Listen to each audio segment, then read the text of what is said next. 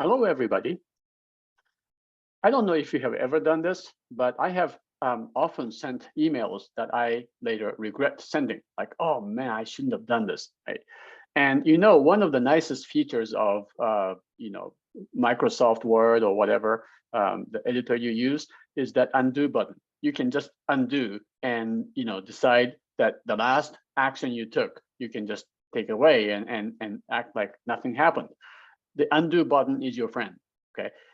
In studying functions, there are functions that undoes what the function f just did, and those are called inverse functions. Or many times I just wish I could have the undo button for saying things or sending emails. Okay, well, so in mathematics, sometimes you can undo, sometimes you can't. So let's talk about section 1.4, inverse functions. Let's get started. All right, so section 1.4 is on inverse functions, functions that do the opposite, inverse of what if the original function has done. All right, so we have, let's say you're given this function f, which sends elements of A to elements of B. Okay, A is called the domain, B is called the codomain, and the image, the set of all images is called the range, right? All right, so this A is a function. That means for each x in the domain, there is one and only one element in B that is associated with x. We denote that as f of x, right? So f does something. F works on, or f does something, whatever, to x to produce y. Right? Now, if you want to go back, say, oops, I didn't want to do that. Let me just go back one step backwards from y to x. Right? So this is what the inverse function does. It's going to send elements of B back to the elements of A to undo f, or to reverse the effect of f. Okay, so that's the intention. So if f of x is equal to y, as this picture indicates, then appropriately defined inverse should send y to x, right? And in fact, f1 or f inverse, oh, by the way, the inverse is written with f with -1, but I should also mention here as a footnote, okay? F inverse is not the same thing as 1 over f of x. That is not the same thing. Even though this -1 is a confusing symbol, right? When you have x to -1, that does mean 1 over x, because that is how we define the inverse or reciprocal of a number, non-zero number. But here, this -1 does not mean the same thing. So be careful that you do not confuse that -1 exponent with the reciprocal. All right, so the inverse function should send elements of B back to the elements of A. Should be the other way around, right? Because it just does the reversal. Undo this. Now, sometimes you can define, sometimes you can't define this inverse function. What could be the problem? You could probably figure out that sometimes you can't undo this because you don't know where some y came from.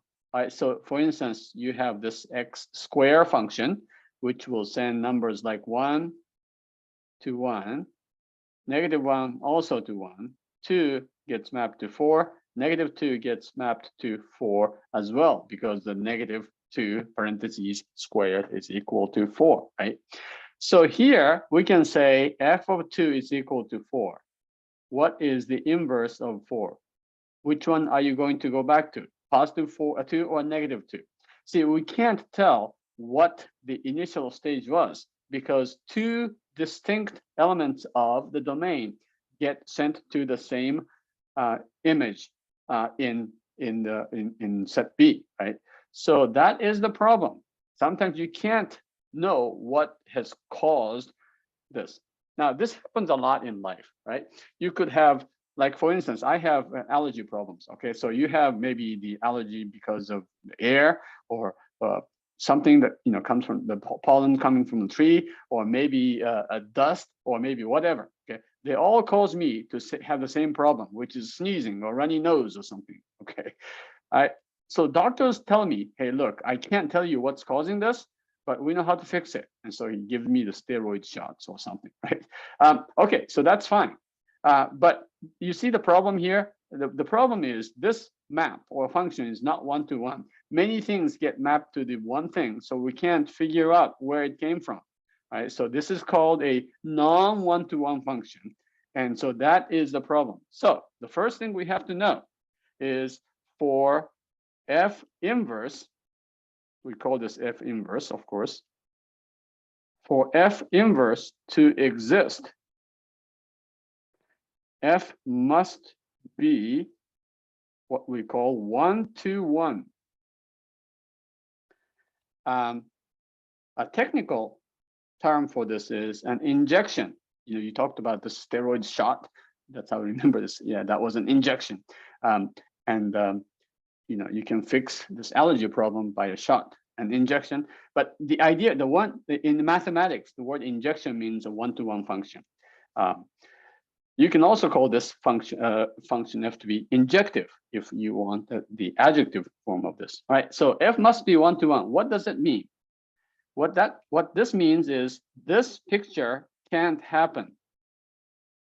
Okay, x1 and x2 can't be mapped to the same y. So this, avoid this. Okay, that's what we're trying to say. So here's the definition. Now, in mathematics, we have to define everything very carefully, or almost everything very carefully. So we say F, the function, is one-to-one. Okay, again, this is laying the foundation for defining the inverse. For F inverse to exist, the function must be one-to-one, meaning this can't happen. So what is the definition, the correct way to define this requirement? For F is one-to-one, if, and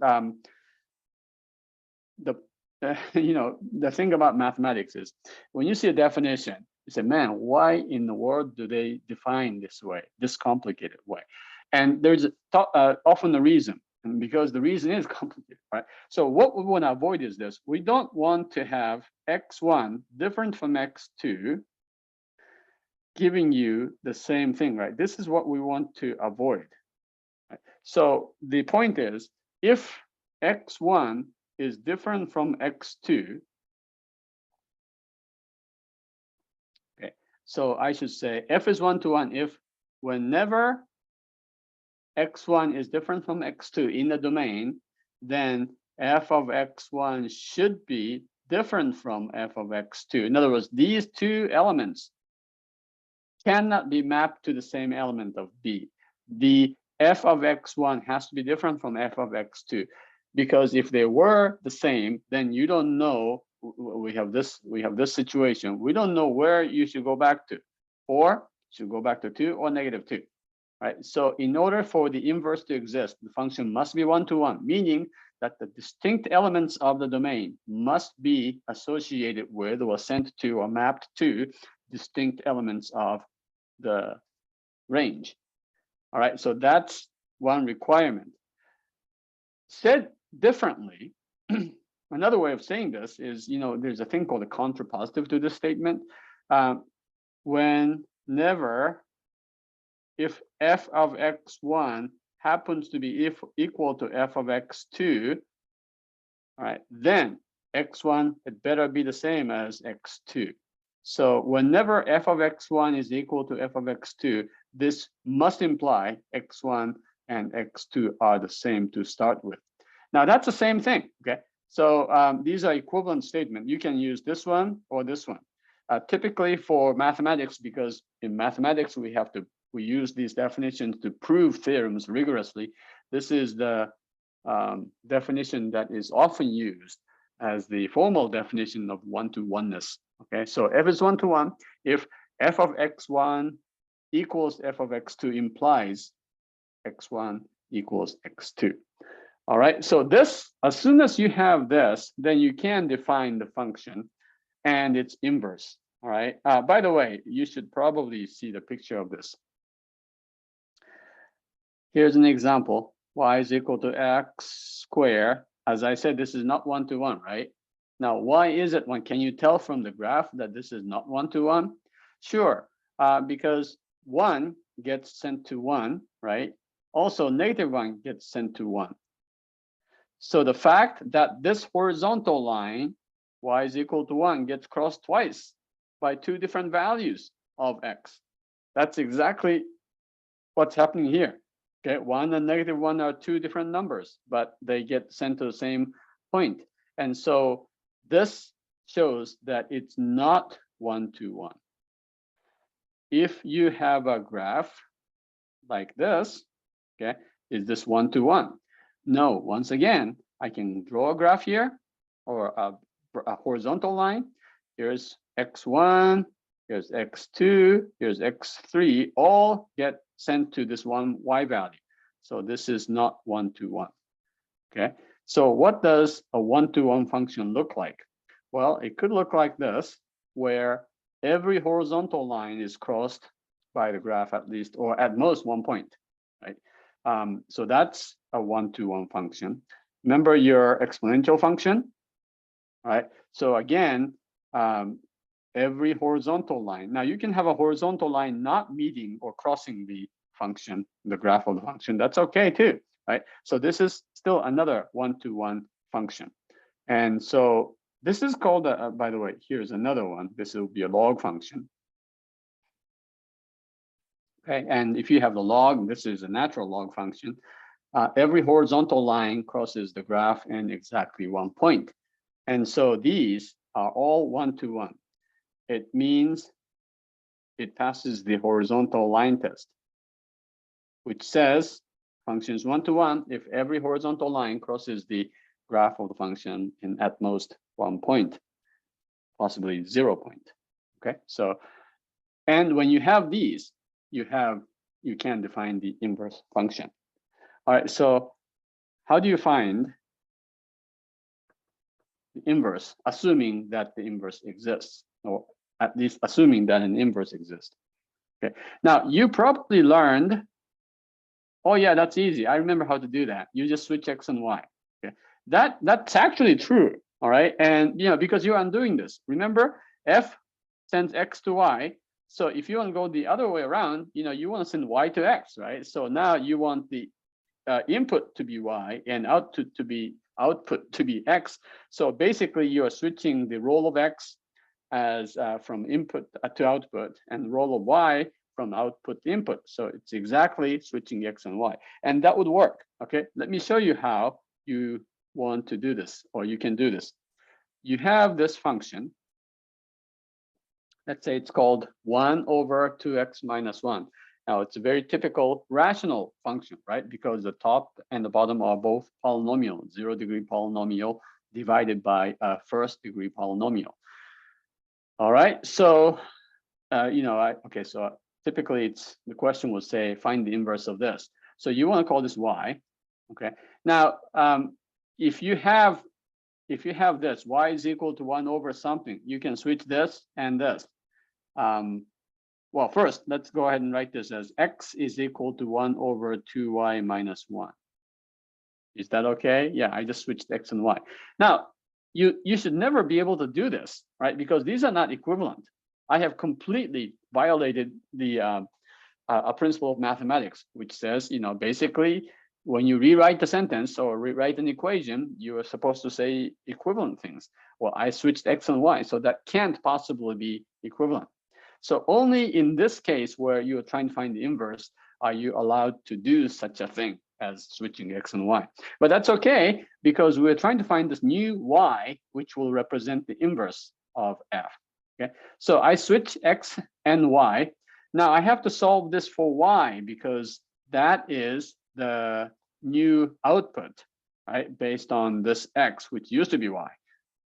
Really confusing, right? Okay, but just remember switching x and y. All right, so let's switch x and y and solve for that new y, because after all, the idea is to find what we used to call x, which is now we are going to call this y. All right, so 2y minus 1 is equal to 1 over x.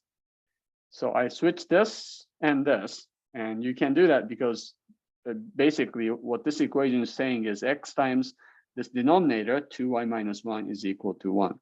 So you switch these, and so what is that? 2y is equal to 1 over x plus 1, and y is equal to 2, dividing by 2, 1 over 2x plus 1/2. Okay, no problem.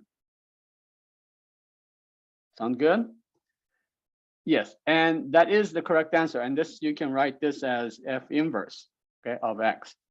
X and y switch. Now the thing is, x is now the independent variable, right? And used to be called y, but we remember we switched x and y because we want to call the input x and the output y, and that's why we were allowed to switch these two things. But I want to just think about one more thing. Hold on a second.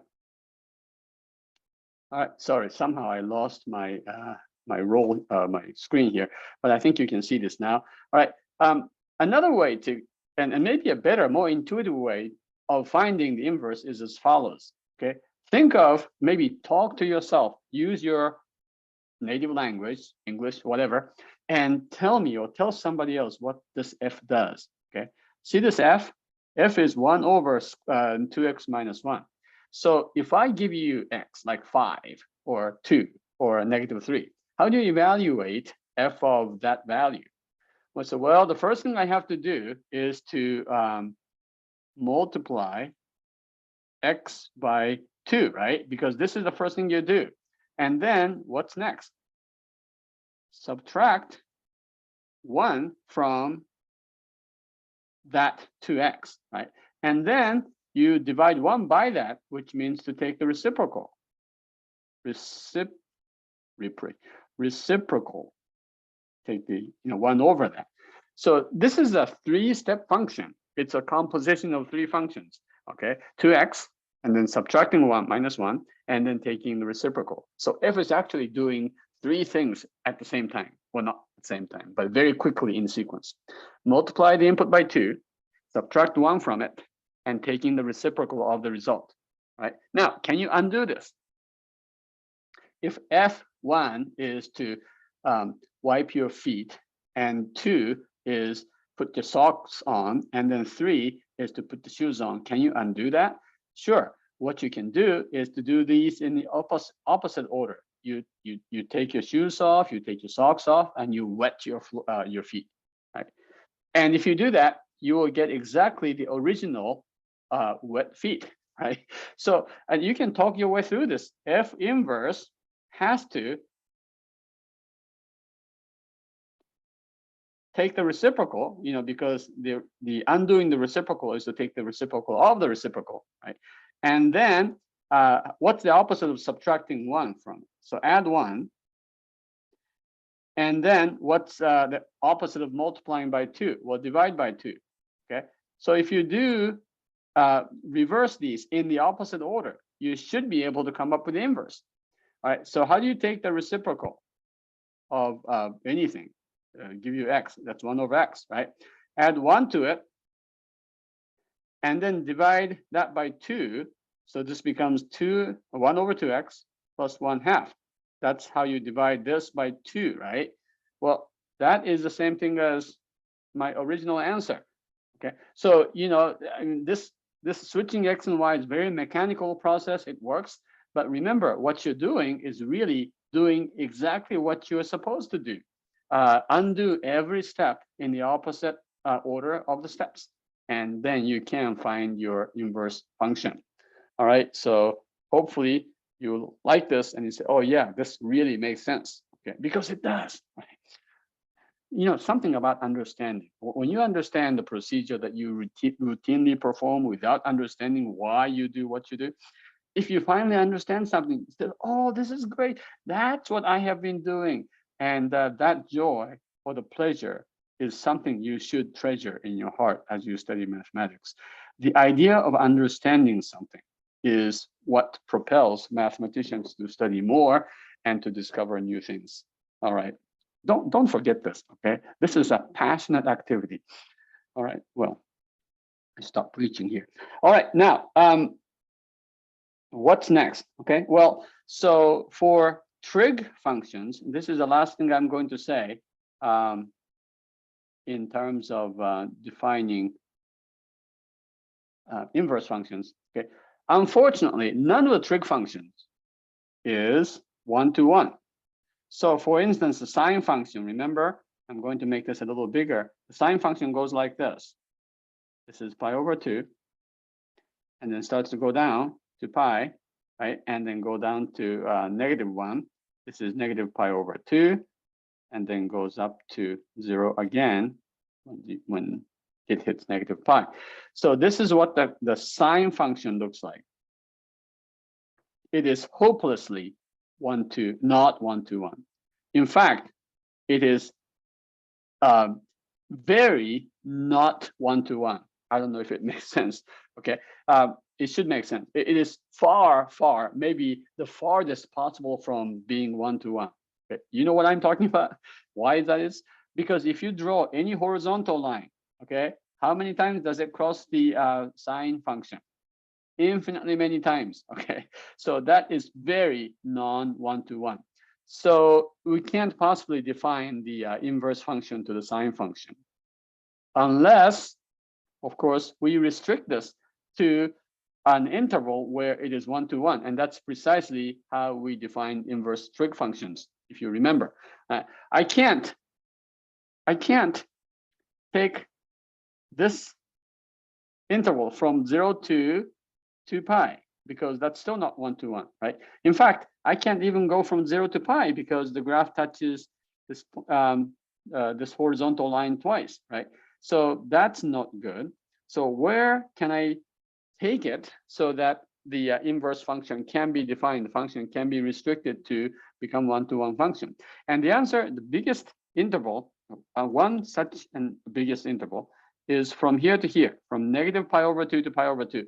You see, this goes from -1 to +1, and it doesn't violate the horizontal line test. Okay, so here what we do is restrict the domain to. Now, restricting the domain of the sine function means restricting the range of the inverse sine function, right, to negative pi over 2 to pi over 2. Okay, and so for this interval, then you can define the inverse sine function. Now, one thing I should have mentioned maybe with the graph of the sine functions, like see e to the x and natural log of x, as we will see in the last section of chapter 1, when we talk about the log and exponential functions, these happen to be inverses of each other. Okay. Now, when x and y are switched, like in this case, basically you get a curve, the function graph, where x and y are switched, which means it is going to be, these are going to be symmetric with respect to this line, y is equal to x. It's simply because xy becomes yx, and you get to the opposite side of this line, y is equal to x, right? So that's what's going to happen when you take this red curve, all right, going from, let's say, going from negative pi over 2 to pi over 2. This becomes negative pi over 2, and then this becomes pi over 2. And in terms of this, it becomes from negative 1 to 1. And the function that you will get is going to look like this. Okay. It's kind of hard to know, sort of, you know, see the graph of this, but it's going to take this part, the red part, okay, and like twist it around. Like think of this as a think of this part as a piece of wire or something, right? And then flip it, and then you will get this wire, all right? And so this is the inverse function, or the inverse sine function. Okay, and defined on this closed interval from -1 to 1, okay, and the range is going to be from -π/2 to π/2, right? So for instance, inverse sine of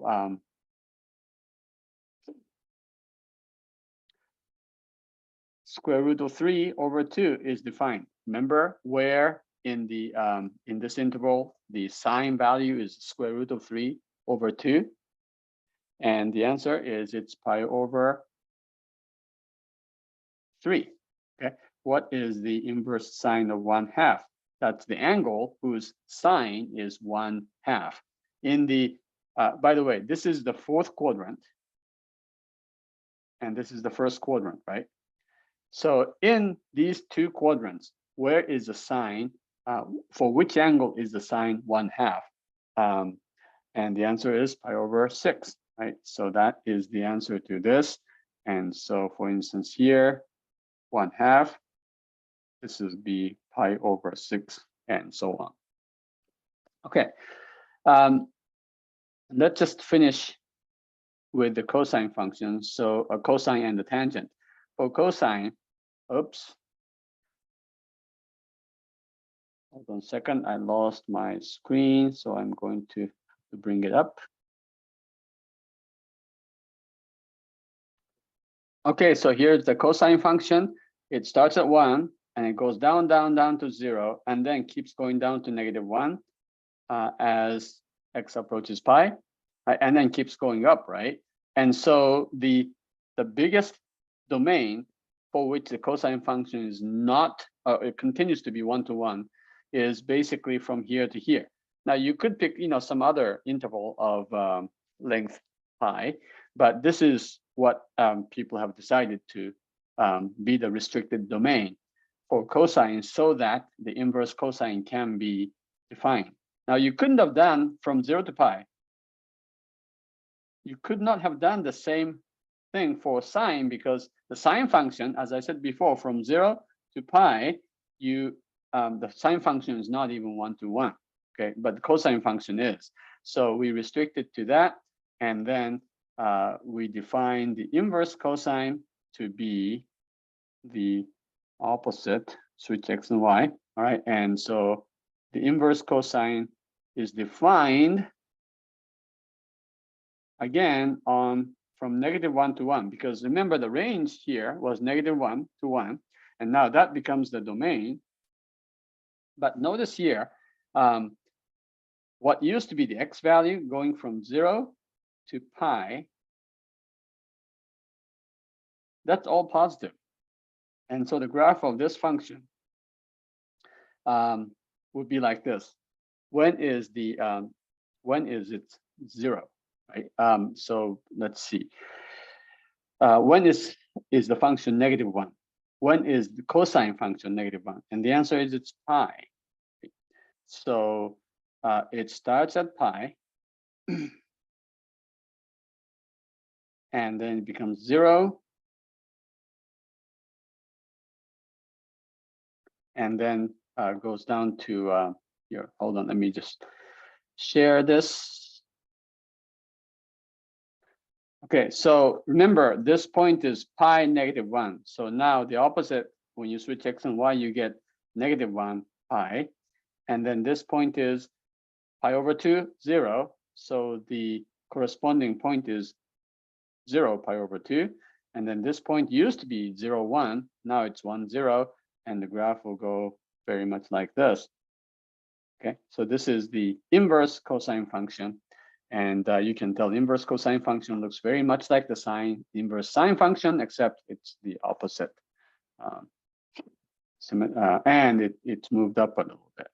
Okay, and so if you are asked what is the inverse cosine of 0, the angle whose cosine is 0 in the first or the second quadrant, this is the first quadrant, this is the second quadrant, okay, is pi/2. So the inverse cosine of 0 is pi/2, precisely because the angle in this restricted domain whose cosine is 0 happens to be pi/2. Inverse cosine of 1 is 0, because when is the cosine 1? And the answer is when the angle is 0. And that is represented by this point here, which means cosine of 0 is 1, which is this point here. Okay. All right. So you don't have to worry too much about these inverse functions yet, but we will be discussing the calculus on trig functions and their inverse functions. So you want to remember these things as well. Okay, that's all I'm going to say about section 1.4. Do your exercises and master and review the inverse functions, and then you'll be fine. All right, that's the next thing is section 1.5.